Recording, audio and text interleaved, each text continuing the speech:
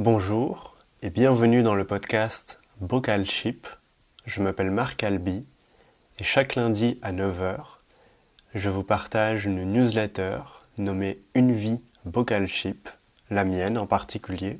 Je vous exprime mes créations, pensées et expériences et également l'actualité de mes activités. Une semaine sur deux, je diffuse dans ce podcast un interview entre 30 et 40 minutes sur le thème de vivre de manière simple, fluide et organique. Chaque intervenant nous partage qu'est-ce que cela évoque chez lui, dans son parcours, dans sa situation présente et partage également sa source de bonheur au quotidien. Je vous propose de découvrir ce nouvel épisode, riche d'authenticité, de spontanéité et tourné vers l'essentiel. Belle écoute! Aujourd'hui, je vous propose un format un peu particulier, étant donné que l'échange que j'ai eu avec l'invité n'a pas été enregistré parce que ça ne s'est pas présenté de cette manière et ça a été plus fluide de discuter seulement sans micro et sans préparation et juste en présence. Donc la manière dont je me suis imaginé vous le transmettre a été de me baser sur l'échange que j'ai eu avec Caterina et de vous le retranscrire à ma manière et sous la forme dont je l'ai reçu.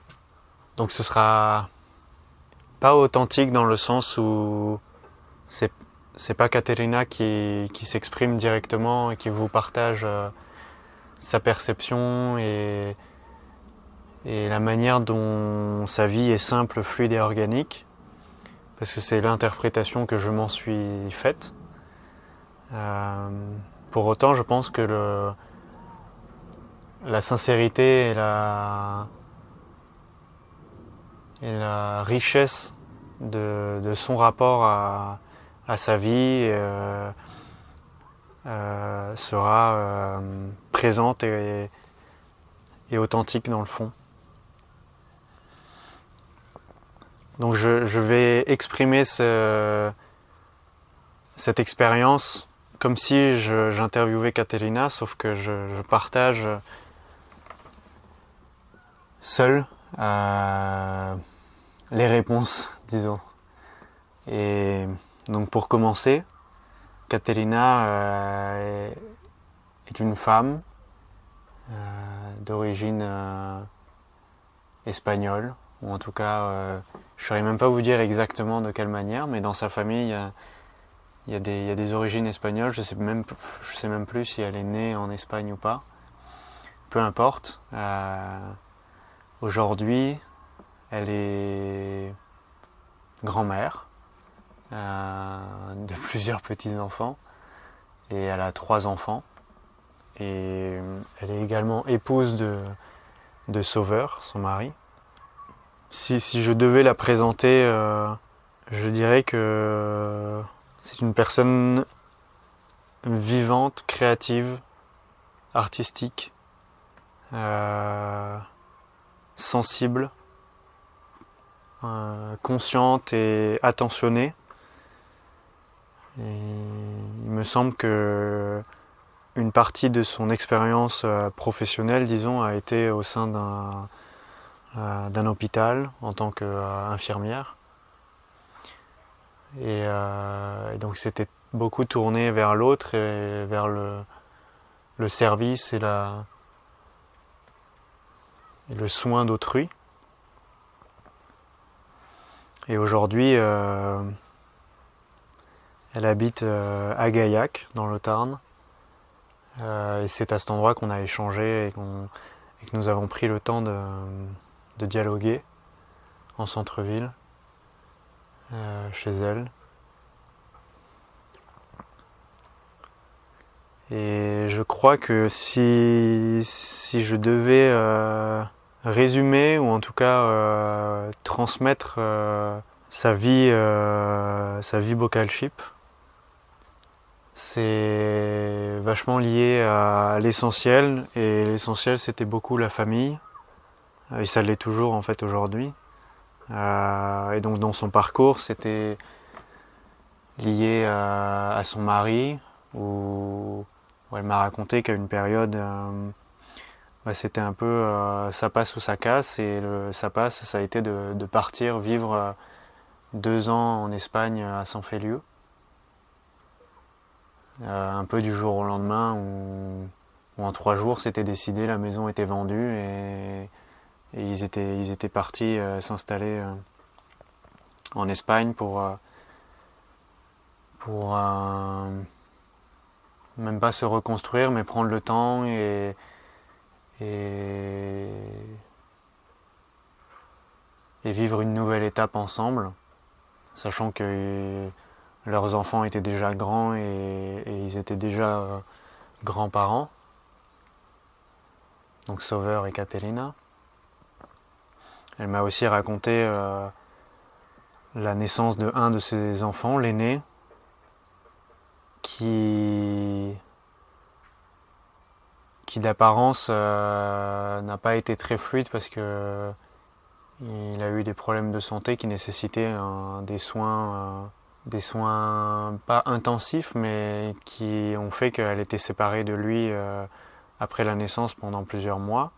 Et donc chaque jour, elle se rendait à l'hôpital pour veiller sur lui et pour l'apercevoir ou le voir quelques minutes, si c'était possible. Et donc ça, c'était son rapport à la simplicité et à l'essentiel de la vie de son point de vue.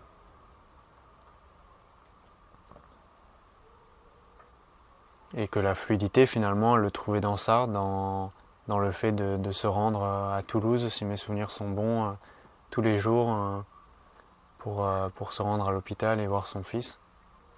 Et ensuite, le côté organique, ça lui a évoqué l'agriculture et du coup les végétaux, la matière organique finalement. Donc on n'en a pas plus parlé, mais ça me rapporte à aussi notre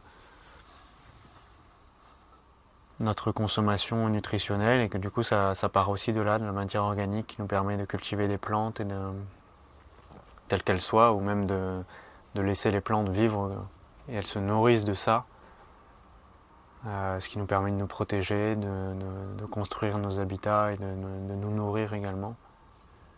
Toute cette végétation, cette faune et cette flore. Et donc je crois que aujourd'hui, dans le contexte dans lequel elle continue d'évoluer, de grandir et de vivre, je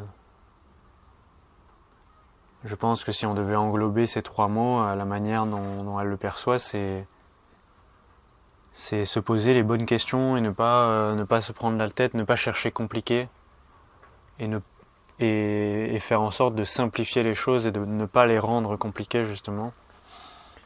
Quelle que soit la situation, faire en sorte de revenir à une simplicité, que ce soit dans les rapports humains, dans les décisions, dans la consommation matérielle ou autre. Et on a également évoqué la source de bonheur ou l'alignement, un épanouissement. Et elle me partageait le ressenti que beaucoup des personnes qu'elle rencontre ou qu'elle fréquente, elle ne les sentait pas épanouies, de par une conscience peu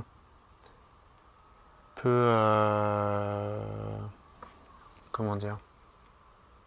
Elle m'a donné l'exemple que une infirmière aujourd'hui, quand elle rencontrait une infirmière aujourd'hui, donc qui était d'une autre génération mais en activité, et qu'elle comparait la manière dont elle le vivait à l'époque où les infirmières faisaient le ménage, nettoyaient les pots de chambre, enfin il y avait beaucoup plus de travail général et divers. Aujourd'hui, il y a des infirmières, il y a des personnes qui sont dédiées au ménage ou autres. Donc des rôles sont peut-être un peu plus spécifiques. Mais elle sentait que les personnes n'étaient pas nécessairement en conscience de leur travail et n'étaient pas nécessairement épanouies par le fait de réellement rendre service à des personnes, les aider, les soigner, et que c'était devenu une corvée limite de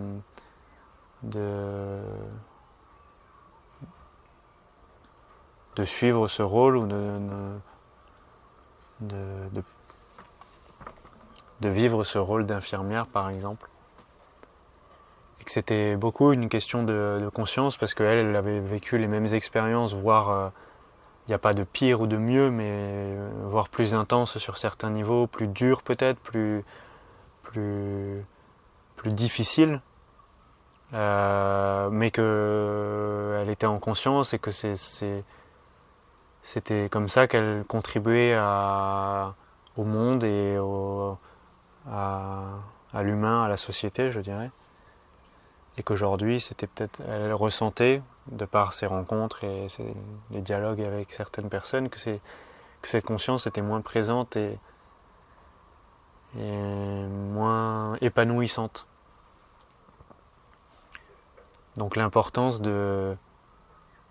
d'être en conscience de ce qu'on vit et que même si on vit la même chose, notre relation avec cette expérience ou ce travail sera totalement différente de par la conscience qu'on met dessus et l'intérêt qu'on lui porte.